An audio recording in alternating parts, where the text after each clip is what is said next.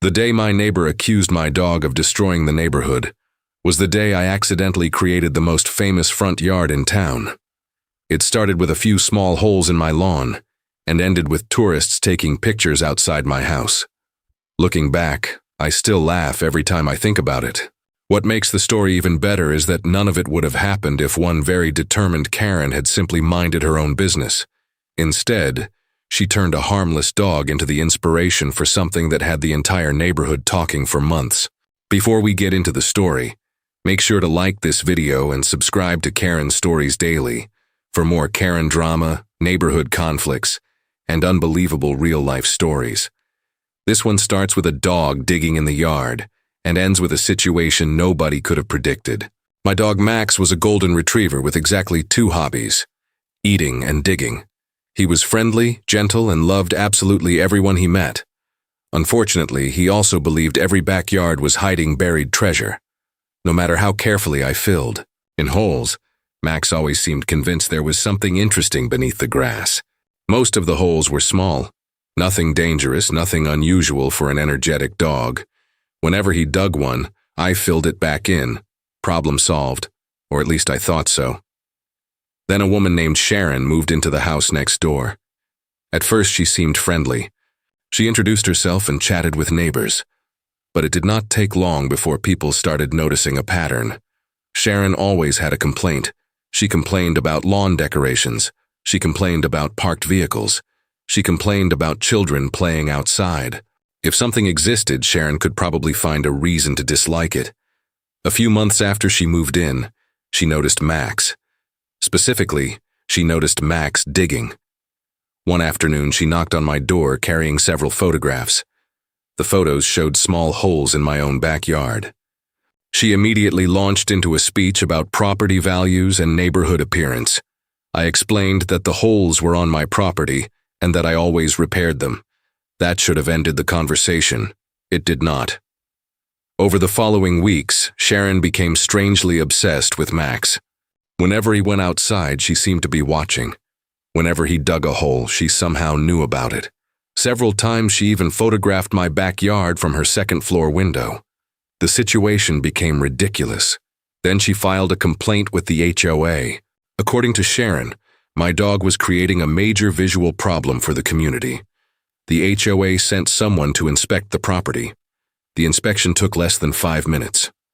The representative looked around, saw a perfectly normal backyard, and left. No violation was issued. I thought the matter was over. I was wrong. Sharon continued complaining. She told neighbors that Max was destroying the landscape.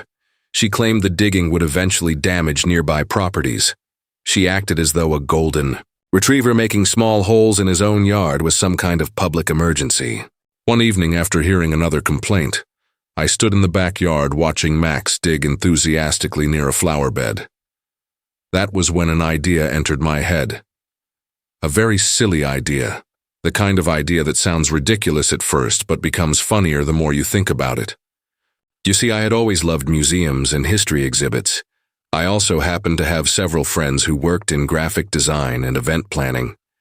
As I looked at the latest hole Max had dug, I suddenly imagined what it would look like if the yard were treated like an archaeological excavation.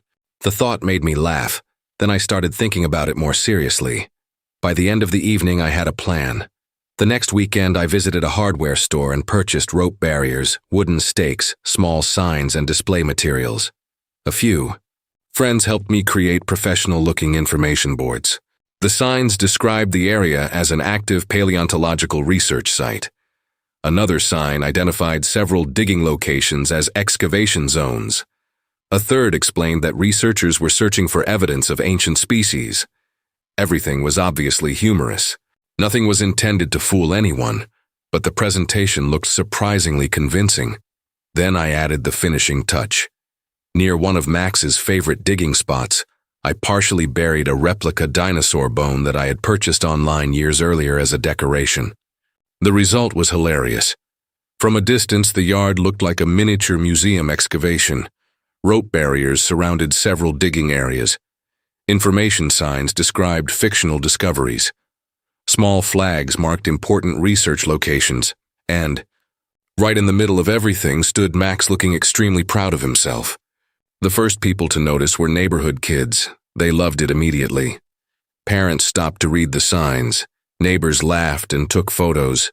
Within days, people were visiting just to see what Max had supposedly discovered. Meanwhile, Sharon was absolutely furious. The more attention the yard received, the more annoyed she became. One afternoon, I looked outside and saw her standing near the sidewalk reading every sign with a look of complete disbelief. That was when I realized she was probably planning another complaint. The only question was how far she was willing to take it this time. A few days later, my prediction turned out to be correct. Sharon filed another complaint with the HOA. This time she claimed the display was encouraging people to gather near the property and creating unnecessary attention in the neighborhood. The funny part was that the attention only existed because she had spent months complaining about a dog digging holes. The HOA sent another representative to inspect the yard.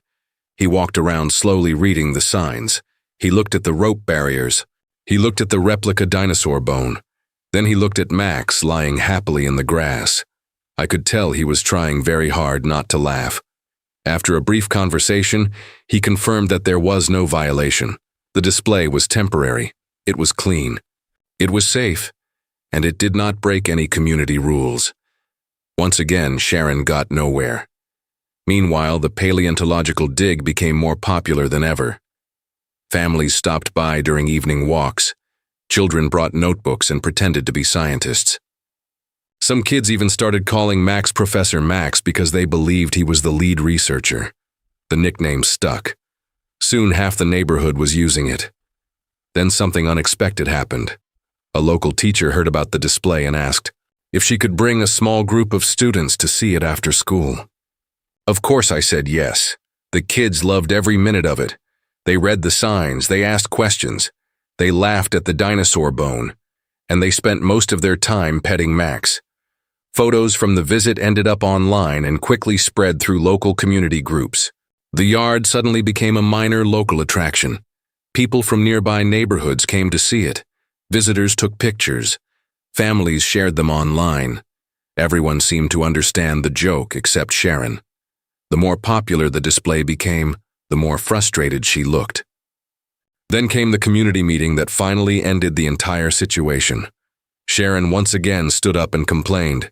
She talked about appearances. She talked about standards. She talked about distractions.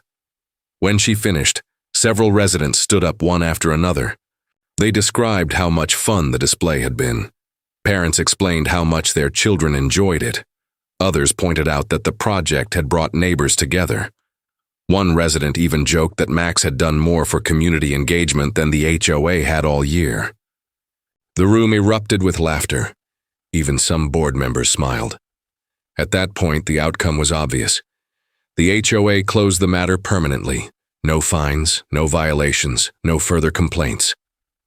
The display remained until the end of the season, and when I eventually removed it, people were almost disappointed to see it go. Years later, neighbors still remember the paleontological dig. Many of them remember the signs. Some remember the dinosaur bone. But everyone remembers Max. The dog whose harmless digging inspired one of the funniest neighborhood stories our community had ever seen. Looking back, the entire thing started because one person could not ignore a few small holes in someone else's yard. Instead of creating a problem for me, she accidentally created a neighborhood attraction, and Max never understood any of it. As far as he was concerned, he was simply doing what he had always done, digging holes and looking for treasure. If you enjoyed this story, let us know in the comments what you think Max would have named his greatest discovery. And do not forget to share this video and subscribe to Karen Stories Daily for more Karen drama, neighborhood conflicts, and unbelievable real-life stories. Sometimes the best response to a ridiculous complaint is a little creativity and a very happy dog.